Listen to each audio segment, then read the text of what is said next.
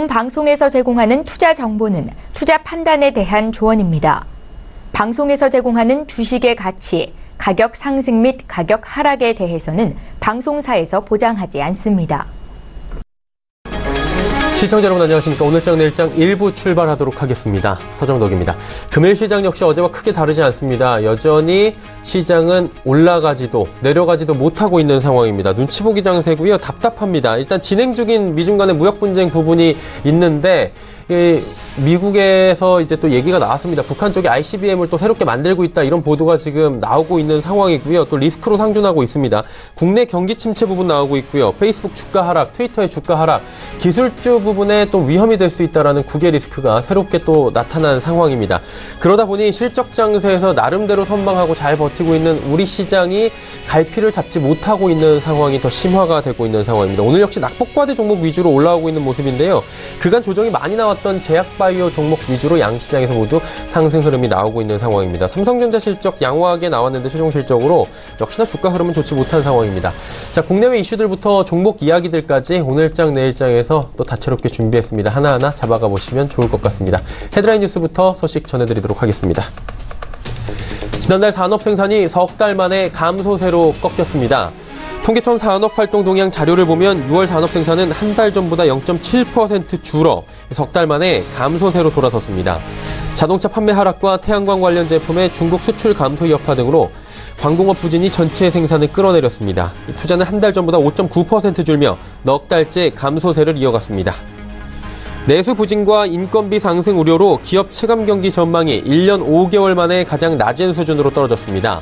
한국은행은 이달 기업 경기 실사지수 BSI가 75포인트로 지난달보다 5포인트 하락했다고 밝혔습니다. 기업들은 내수 부진을 가장 큰 경영 애로사항으로 꼽았고 이어 주 52시간 도입과 최저임금 인상으로 인한 인건비 상승에도 우려를 나타냈습니다. 삼성전자가 올해 2분기 반도체 부분에서 사상 최대이익을 기록했습니다. 삼성전자는 2분기 반도체 부분 영업이익이 11조 6,100억 원으로 분기 기준 역대 최고치였던 1분기의 기록을 또 뛰어넘었습니다. 하지만 이 같은 반도체 호황에도 갤럭시 S9의 판매 부진 등으로 2분기 영업이익은 전분기보다 4.9% 줄어든 14조 8,700억 원으로 7분기 만에 감소세로 돌아섰습니다.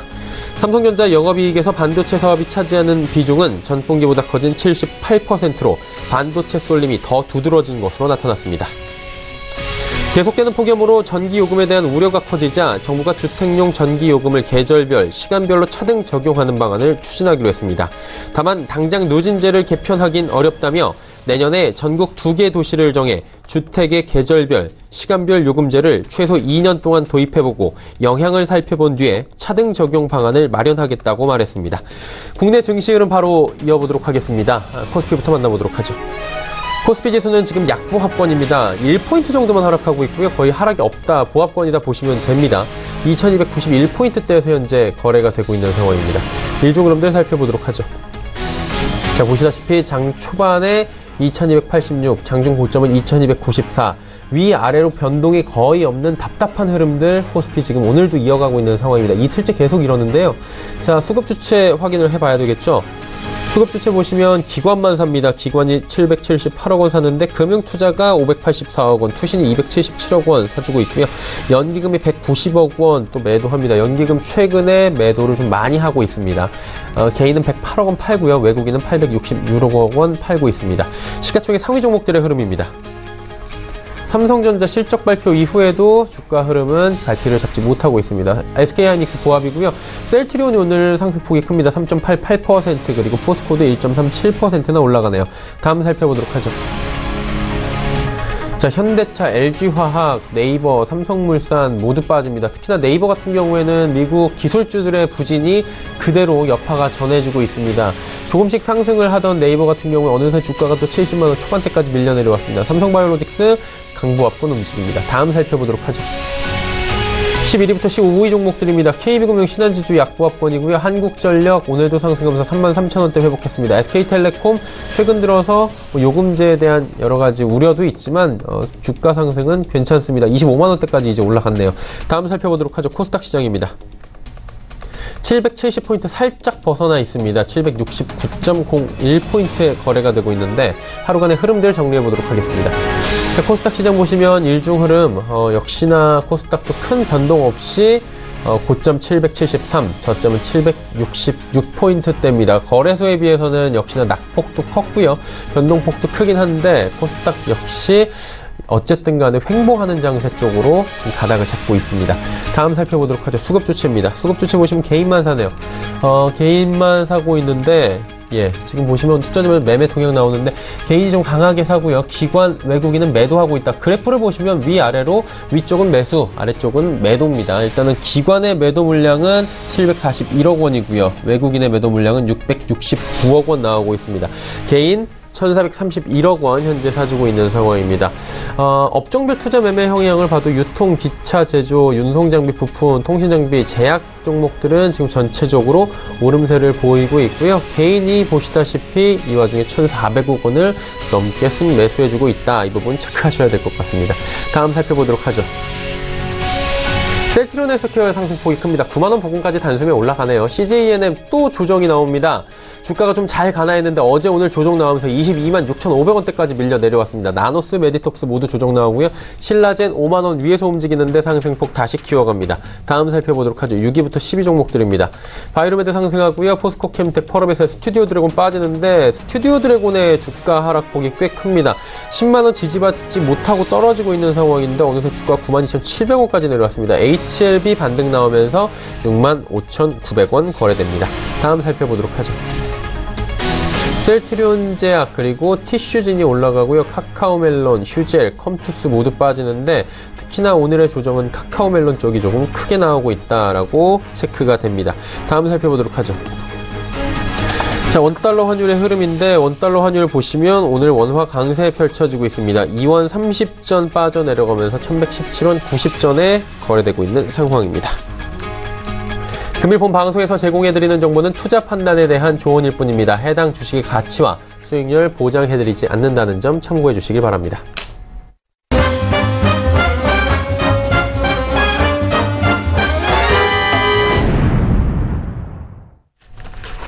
오늘장 이슈 짚어보도록 하겠습니다. 유안타증권 메가센터 분당점의 백인범 대리 연결되어 있습니다. 안녕하십니까? 네, 안녕하십니까? 오늘 시장의 이슈들 정리해 주시면 좋을 것 같은데요. 어떤 이슈들이 시장을 지배하고 있죠? 네, 아무래도 시장 지지부진한 상황 속에서 눈에 띄는 업종 압축되어 가는 상황으로 좀 볼 수가 있겠는데요. 일단 아무래도 큰 틀에서는 제약바이오 업종의 약간 반등과 그리고 IT 업종 약세가 상반되는 모습입니다. 이슈적으로 봤을 때는 그저께죠. 페이스북 쇼크에 따른 미국 기술주들의 약세 여파가 연일 국내에도 좀 영향을 미치는 모습이다라고 보시면 될 것 같고요. 일단 외국인 같은 경우 이들 IT 업종에 좀 매도를 좀 집중하는 모습이고, 반면에 제약바이오 업종에는 좀 매수세를 좀 유입시키고 있는 상황인데, 특히 코스닥 제약바이오 업종의 경우에는 최근까지의 공매도 이후의 상환, 그러니까 즉 쇼커버링 물량으로 이제 추정이 되는 그런 매수세가 유입되는 점이 좀 특이점이다라고 볼 수가 있겠습니다. 아무래도 페이스북 쇼크, 앞서 말씀해 주셨던 스튜디오 드래곤이라든가 카페24 같은 그동안에 갔던 종목들의 좀 주가 조정 요인으로도 좀 일부 작용하는 모습이기 때문에 이 여파가 전반적으로 국내 업종에 있어서 IT 업종을 비롯한 컨텐츠 관련 업종으로까지 좀 확장되는 모습에 좀 주의를 하시면 좋을 것 같고요. 일단 오늘 상승하는 시장 상황을 봤을 때 일단 세 가지 업종 상승세 눈에 띄는 상황입니다. 일단 조선업종, 5G 관련주, 건설기계 업종 이 세 종목 보시면 될 것 같은데, 물론 오전 대비해서 오후 들어서 좀 차익실현 물량으로 좀 밀리다 보니 약간은 약세 흐름으로 접어들긴 했지만 그래도 금일시장 내에서 주목해 볼 만한 업종이지 않나 보고 있고요. 조선주 같은 경우 아무래도 하반기 발주 기대감이라든가 그런 점이 계속 기대가 있었던 가운데 미국 해운사가 지난 거래일 현대중공업과 삼성중공업의 총 계약 금액 약 1조 6천억 수준의 건조 계약 체결했던 점 등이 좀 상승 동력으로 오늘 작용하는 모습입니다. 또 그리고 5G 장비 업종 같은 경우 오늘 통신 업종과 더불어서 통신 장비 업종의 좀 상승세 일부 눈에 띄는 상황인데 5G 투자 확대 기대감 여전한 상황입니다. 그렇기 때문에 KMW를 비롯해서 서진 시스템 등의 주가 강세가 눈에 띄는 상황이고, 전일에 이어서 오늘도 좀 주가 상승세 그래도 유지하고 있는 건설기계 업종 계속 관심 기울이시면 좋을 것 같습니다. 일단 중국이 재정 지출을 통해서 경기 부양 시도를 계속 할 것이다라는 기대감, 또 그리고 미국 역시도 주택 사업을 영위하는 기업의 주가가 최근 급등한 점, 또 그리고 미국 역시도 11월 중간 선거를 전후로 일단 재정 지출에 대한 기대감이 높아질 수 있다라는 점 등은 건설기계 업종에 대한 긍정적인 요인으로 작용할 수 있다라고 정리해 볼 수가 있겠습니다. 자, 이외에도 저희가 주목해 볼 만한 시장의 이슈들이 또 있을 것 같은데 어떤 점들을 좀 더 볼까요? 네, 일단 전반적으로 주가가 좀 빠져있는 상황에서 싸 보이는 종목들은 많습니다. 하지만 스토리도 좀 겸비해야 되지 않나라고 보여지고 있고요. 일단 그런 점에서 봤을 때는 국내 디스플레이 관련 중소형주에 대한 관심도 한번 기울여 보시면 좋을 것 같습니다. 일단 올해 상반기 가장 주가가 좋지 못한 업종 중에 하나가 이런 IT 관련 중소형주라고 봐도 좀 무방하다라고 보고 있는데요. 일단 우선 지금 시점에서는 이러한 우려감이 주가에 선반영된 상황에서 오히려 과도한 주가 하락이 그간 아닐까 할 정도로 주가가 좀 빠져있는 상황입니다. 일단 신규 매수에 있어서 부담될 만한 요인은 없지 않나라고 보여지고 있고요. 일단 결론만 말씀드리면 아직 OLED를 비롯해서 관련 업종에서 국내 한국의 그 주도권의 중국에 뺏긴 건 아닙니다. 그렇기 때문에 곧 OLED라든가 관련 반도체 업종 관련해서 중국의 추격이 우려감이 좀 있긴 하지만 오히려 중국의 추격, 그러니까 곧 중국의 투자는 OLED를 비롯한 관련 디스플레이 관련 장비, 부품, 소재 업체들에게는 수혜로 작용할 여지가 남아있다라는 점에 주목하시면 좋을 것 같고요. 따라서 중국뿐 아니라 국내 고객사를 동시에 보유한 업체들의 실적 성장은 내년도까지도 지속될 여지가 있다라는 점에서 좀 관련 업종 주목해 보시면 좋을 것 같습니다. 일단 여러 기업이 있긴 하지만 일단 그 가운데에선 미래컴퍼니, 그리고 DMS, 원익, 비아트론을 중심으로 좀 이들 국내와 중국 업체를 고객사로 둘 다 보유한 업체들에 있어서 관심 종목으로 살펴보시면 좋을 것 같습니다. 자, 그렇다면 내일 시장 전략 남은 시간부터 해서 어떻게 가져가면 좋을지 마지막으로 여쭤볼까요? 네, 일단 당장 내일부터 8월인데요. 네. 일단 7월 상당히 좀 힘들었던 상황입니다. 일단 막연한 긍정적인 기대감이라기보다는 그간 기술적으로도 그렇고 심리적으로도 많이 지쳐있는 상황에서 조정은 7월로 어느 정도 마무리되지 않았나라는 판단을 좀 하고 있고요. 일단 8월은 반등 가능성은 그래도 상대적으로 높다라는 점에 좀 보시면 좋을 것 같습니다. 여전히 외국인의 매수세 유입이 관찰이 되어야 완연한 시장 반등이라는 점에 주목을 하고 있긴 하는 상황이지만 일단 과거 사례 등을 봤을 때 어쨌든 조정 후에 반등 구간이 높은 상황이기 때문에 일단 외국인 매수 계속적으로 좀 체크를 하시면서 일단은 지금 현재로서는 업종과 수급이 그냥 지난 7월 한 달 동안 어느 정도 압축이 되었다라고 보여지고 있습니다. 일단 개인적으로 생각하는 업종은 5G 관련주, 그리고 전기차 관련주 내에서 좀 보시면 좋을 것 같고 당분간 MLCC, 그러니까 삼성전기라든가 삼화콘덴서 같은 MLCC 관련 업종은 좀 보수적 대응을 하시는 게 낫지 않을까 보고 있습니다. 일단 지난 거래일 주가 조정과 더불어서 일단 MLCC 그간 시장 수급과 있어서 일각에선 공급 과잉이다, 아니면 일각에선 아직도 수요 대비 공급이 부족하다라는 점이 상충이 되고 있는데요. 일단 결론적으로는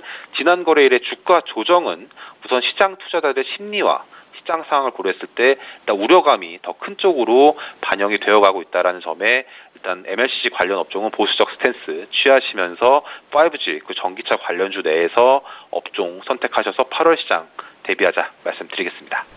네, MLCC 관련 업종은 지금은 좀 보수적인 대응이 맞다라고 정리해 주셨습니다. 오늘 말씀 잘 들었습니다. 네, 감사합니다. 고안타증권 메가센터 분당점의 백인범 대리와 함께했습니다. 이슈 칼럼 이어집니다.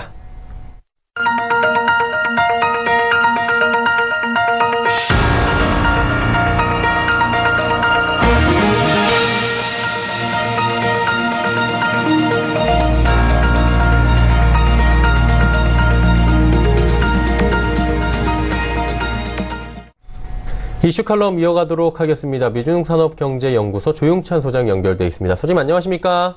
예, 안녕하십니까? 우리 경기도 지금 기업 경기 실사지수 BSI 굉장히 안 좋다고 나오고 전체적으로 지금 전 세계가 어려운 가운데 미국만은 또 전례 없는 호황이다 이런 얘기들이 남아 있더라고요.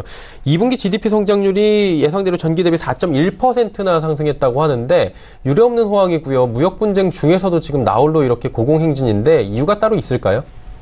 네, 미국의 1분기 성적표가 플러스 2.2였는데요. 이번에 나오는 그 연율로 환산해서 4.1% 성장은 2014년 3분기 이후 4년 만에 가장 높은 성적표를 낸 것입니다. 전체 성장 기여율의 한 70%를 차지하는 개인 소비가 1분기에 0.5% 증가하는 데 그쳤는데요. 이에 따른 기저효과로 인해서 2분기에는 4%라는 아주 큰 폭으로 성장했던 게 가장 큰 영향을 끼쳤습니다. 이에도 수출도 늘어났고요. 민간 설비 투자뿐만 아니라 정부 지출도 증가한 영향을 받았습니다. 특히 수출만 보더라도 미국의 보호 무역주의 정책으로 인해서 세계적인 무역 전쟁의 전운이 좀 짙게 들여온 2분기에 중국이 보복 관세를 도입하기 전에 콩이라든지 미국산 농산물을 대거 수입한 영향이 컸었던 것으로 나타나는데요. 좀 눈에 띄는 다른 경제 지표를 보면 실업률이 14년 만에 가장 낮은 4%로 거의 완전 고용 수준을 계속 유지를 하고 있다는 겁니다. 아무래도 작년 12월 달이었죠. 1조 5천억 달러의 대규모 세제 개혁안이 경기를 좀 자극한 것으로 보였습니다. 자, 그럼 이제 향후가 문제인데요. 3분기 이후에도 지금 같은 4%대 높은 성장률이 가능할 것으로 시장에선 예측하고 있습니까? 네, 시장 전문가들 이야기로는 2분기에 강한 성장세는 일시적인 상황이고 3분기에는 다시 GDP 성장률이 3% 증가로 좀 둔화될 것으로 보고 있습니다. 아무래도 3분기에는 개인 소비가 2분기 이상 급등에 따른 역기조 효과가 나타나기 때문에 둔화될 수밖에 없다는 거고요. 또 미중 무역 마찰이 3분기부터 시작이 됐기 때문에 농산물을 중심으로 해서 수출 위축이 불가피하기 때문에 그렇습니다. 2분기에 기업 재고 투자의 실질 변동 금액을 보면 전기 대비 연율 환산으로 1분기가 303억 달러, 보다 좀 줄어든 279억 달러에 그쳤는데요. 아무래도 세제 개혁이라든지 경기 확장으로 인해서 기업들이 무역 전쟁에 대한 우려로 아무래도 투자를 좀 줄이는 그런 모습을 보여주고 있습니다. FRB 경제 전망 보고서에 따르면 올해 하반기부터 금리 인상 효과가 미국 경제에 마이너스 영향을 끼칠 것이라는 전망을 했고요. 특히 1946년부터 1964년 사이에 태어난 전후 베이비 부모 세대들이 이미 은퇴기에 들어감에 따라서 노동력 부족 현상이 시간이 갈수록 더 심해질 것이라고 합니다. 이렇게 되면 노동 생산성 저하로 인해서 GDP 성장률은 올해 3%를 정점으로 해서 내년에는 2.6%, 그리고 내후년에는 2%로 서서히 둔화될 것으로 보여지는데요. 이 때문에 지금 미국 경제는 정점을 통과하고 있다는 쪽으로 모든 결론이 좀 내려지지 않을까 보여집니다. 조금 더 정점을 통과하고 있다. 결국에 고점 피크 찍고 다시 내려오는 건데 연준 같은 경우에도 내년에 경기 성장률이 한 2, 3%대로 둔화가 될 것이다라고 이야기를 했습니다. 그런데 트럼프 대통령 같은 경우에는 조금 의견을 달리하는 것 같더라고요. 실업률과 인플레가 억제되면 앞으로도 3, 4%의 고성장이 가능하다고 하는데 대통령의 말과 연준의 말 누구의 말이 맞는 겁니까? 네, 최근에 전체적인 분위기로는 경제학자라든지 경제 예측기관들 내용을 좀 봐야 되는데요. 장밋빛 경제 전망을 서서히 하향 수정하는 분위기가 대세를 이루고 있다고 합니다. 아무래도 트럼프 대통령의 아메리카 퍼스트 정책이 시간이 지남에 따라서 역효과를 나타나고 있다는 점인데요. 대표적으로 이민 정책을 거론하고 있습니다. 미국 GDP가 계속 성장하려면 인구 증가를 수반해야 되고요. GDP의 70% 가까이를 차지하는 개인 소비는 소비자 인구가 많을수록 커질 수밖에 없기 때문에 그렇습니다. 현재 미국의 인구 증가율은 연간 1%에 불과한데요. 더군다나 베이비 부모 세대들의 은퇴로 인해서 과거처럼 활발하게 소비를 하지 않고 있다고 합니다. 이 때문에 미국이 이민자를 몰아낸다든지 비자 발급이 계속 거부되는 한 소비 수요가 앞으로 좀처럼 늘지는 않을 것으로 보여지고요. 또한 노동력 공급에도 악영향을 끼칠 것으로 보고 있습니다. 벌써 미국은 휴양지의 여름 관광 시즌이지만 값싼 외국 노동자를 찾지 못해서 인력난이 좀 심각하다고 이야기들 하고 있고요.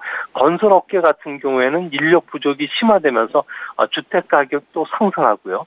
또한 캐나다산 친목 목재도 관세 도입으로 인해서 건설 비용이 계속 올라가고 있다고 합니다. 이 때문에 결국 2021년 이후에는 미국 경제가 잠재 성장률인 2% 미만으로 떨어질 가능성이 높다는 점에서 앞으로는 2021년 이후에는 미국 경제가 하락 국면에 들어갈 확률이 더 높아지지 않을까 보여집니다. 그럼 이제 경기 확장 국면이 지속이 되다가 2021년 이후부터는 꺾인다 그러는 건데, 결론적으로 보자면 이런 걸 좀 알려주는 경기 선행 지표 같은 게 있겠습니까? 네, 지금 현재 미국 경제는 전성기를 구가하고 있지만 눈에 보이지 않는 경기 둔화가 이미 시작됐다는 신호음들이 들리기 시작하고 있는데요. 첫 번째 신호는 아무래도 잠재적 잉여 노동력 고갈 현상입니다. 현재 실업률은 4% 정도가 되고 있지만 취업세대 노동 참가율은 무려 80.5%까지 올라왔는데요. 이는 리먼 사태 이전의 수준까지 버금가는 수준입니다. 노동력 고갈이 한 1년 정도만 더 지나간다면 임금이라든지 물가 상승 압력이 더 빨라질 수가 있기 때문에 미국의 금리 인상이 좀 더 장기화될 가능성이 큰데요. 그렇게 되면 미국 경기 사이클상 터닝 포인트 역할을 할 가능성이 높다는 점입니다. 두 번째로는 자산 버블의 위험이 앞으로는 계속 높아질 것으로 보고 있는데요. 과거 미국의 경기 침체가 시작됐던 시점이 부동산 거품이라든지 IT 주식 거품과 같은 거품이 형성됐던 때 붕괴되면서 시작이 됐었습니다. 최근에 주택 가격도 상승 속도가 가파르고요. 주식시장의 시가총액이 GDP 대비 버핏 지수라고 부르는데요. 155%까지 올라와 있습니다. 2000년 IT 버블기에 맞먹는 수준이고요. 더군다나 벤처 캐피탈의 투자라든지 하이힐드 채권에 대한 과열이 지금 나타나고 있습니다. 이뿐만 아니라 기업들이 감세로 절감한 돈들을 생산 활동에 좀 써야 되는데 이 부분들이 대부분 자사주 매입에 쏘고 있기 때문에 중산층이라든지 상류층에만 혜택이 돌아갈 뿐 서민 실질 소득이 늘어나지 않고 있다는 겁니다. 연간 3에서 4%의 임금 상승이 따라줘야지만 미국의 그 서민 소득이 늘어나면서 소비로 연결이 될 수 있는데 이런 고리가 하나둘 끊어지고 있다는 거죠.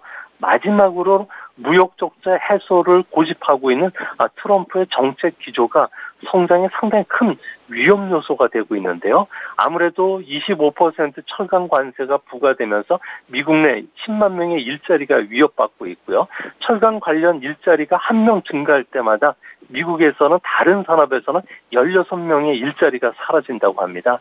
여기에 조만간에 수익 자동차나 부품에 대해서 20%의 관세가 부과된다면은 아무래도 글로벌 서플라이 체인, 공급망에 커다란 구멍이 뚫리면서 아무래도 미국의 성장 속도를 떨어뜨리는 역할을 하지 않을까 조심스럽게 우려가 됩니다. 예, 미국 쪽 지금 경제 상황들 짚어주셨고요. 중국 쪽도 한번 얘기를 해봐야 될 것 같습니다. 이게 8월에 공산당 지도부와 당 원로들이 모이는 비공식 회의, 베이더이어 회의가 개최가 되는데 베이더이어 회의를 지금 주목을 전 세계에서 더 이번에 많이 하고 있다고 하더라고요. 이유가 딱히 있겠습니까? 네, 베이더 회의 같은 경우에는 아무래도 당 간부들을 비롯해서 원로들이 모여서 향후 중국 경제라든지 정책 방향을 정하는 큰 의미의 구도를 그리는 회의가 되는데요. 전통적으로 여론을 중시하고 있는 당 원로들 같은 경우에는 아무래도 시진핑 주석의 1인 독재 체제 구축에 대해서 불만을 얘기할 것이라는 이야기들이 많이 나오고 있습니다. 아무래도 정치적인 이변이 이번 회의에 나타날 가능성이 크다는 건데요. 원로들이 좀 불만을 제기하는 부분들은 최근 들어서 중국 내 라디오 드라마 같은 경우에 시 주석을 모델로 한 주인공들이 나타나기 시작했고요. 또 문화 대혁명을 긍정적으로 묘사하는 내용이 많다고 합니다. 이 때문에 당 원로들 입장에서는 문화 대혁명기의 암흑기를 한번 경험했던 세대들이다 보니까 이런 문화 대혁명과 관련된 낙관적인 분위기가 나타나는 걸 상당히 두려워하고 있고요. 또 마오쩌둥처럼 시 주석이 반부패를 내걸고 당 유력 인사를 차례로 실각시킬 뿐만 아니라 국가 주석의 임기제를 집행하면서 개인 숭배라든지 집단 지도 체제의 그 정치 체제를 바꾸는 데에 대해서 상당히 좀 우려를 하고 있다고 합니다. 이뿐만 아니라 그 당 밖에서도 현재 분위기가 심상치 않은데요. 7월 26일 날 미국 대사관 앞에서 시 정부에 대한 불만으로 폭발 사건들이 있었고요. 또 시 주석의 포스트에 먹물을 칠한 동영상이 인터넷에 공개되는 등 아주 다양하고 좀 복잡한 문제에 시달리고 있기 때문에 앞으로 중국 경제는 한동안 좀 내용을 겪지 않을까 조심스럽게 우려를 해봅니다. 중국 경기가 좀 위험하지 않을까라고 지금 우려 섞인 목소리를 말씀해 주셨는데 그러다 보니까 차이나 쇼크 우려가 좀 나오고 있는 것 같습니다. 차이나 쇼크까지는 안 갈까요? 네, 차이나 쇼크가 발생할 확률은 현재로서는 상당히 낮습니다. 하지만 한 번 발생한다면 거대한 충격을 줄 수가 있기 때문에 경제 예측 기관들은 이 부분과 관련해서 최근에 상당한 그 논문들을 쏟아내고 있는데요. 차이나 쇼크는 중국의 정치 변혁이 발생을 할 경우도 일어나고요. 부동산 가격 폭락뿐만 아니라 그림자 금융 문제, 미중 무역 전쟁의 원인이 돼서 발생을 하기도 합니다. 이렇게 되면 중국 경제의 하락 위험이 커지는데요. 그 중에서도 좀 가장 우려스러운 점은 중국 그 정치 체제를 보면 외부 충격에 강하지만 내부 변혁에 매우 취약한 구조를 갖고 있다는 걸 알 수가 있는데요.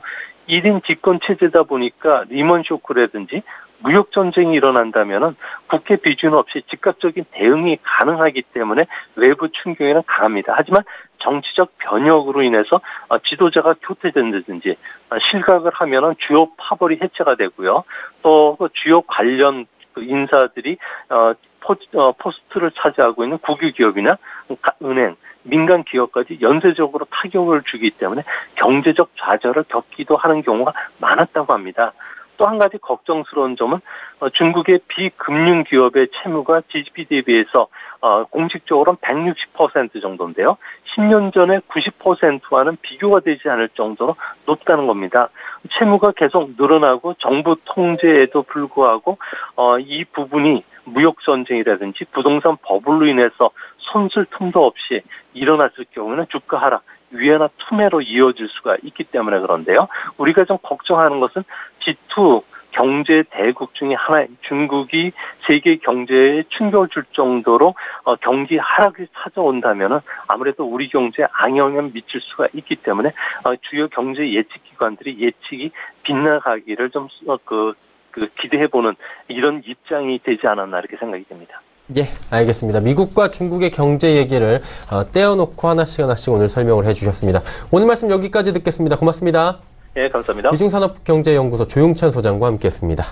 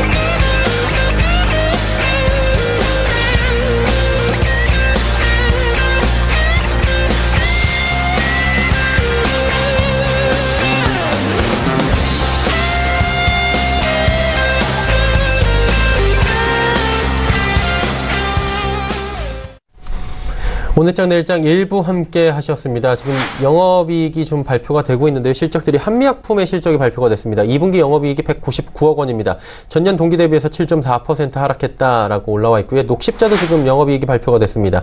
2분기 영업이익이 133억 원인데 전년 동기 대비 61.5%나 지금 영업이익이 줄어들었다라고 이야기가 나왔습니다. 녹십자 같은 경우에 지금 다시금 주가는 연저점 부근으로 내려가고 있는 상황입니다.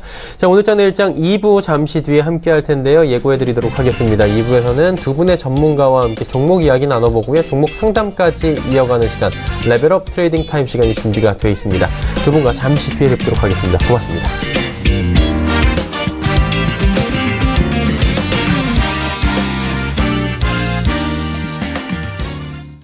본 방송에서 제공하는 투자 정보는 투자 판단에 대한 조언입니다. 방송에서 제공하는 주식의 가치, 가격 상승 및 가격 하락에 대해서는 방송사에서 보장하지 않습니다.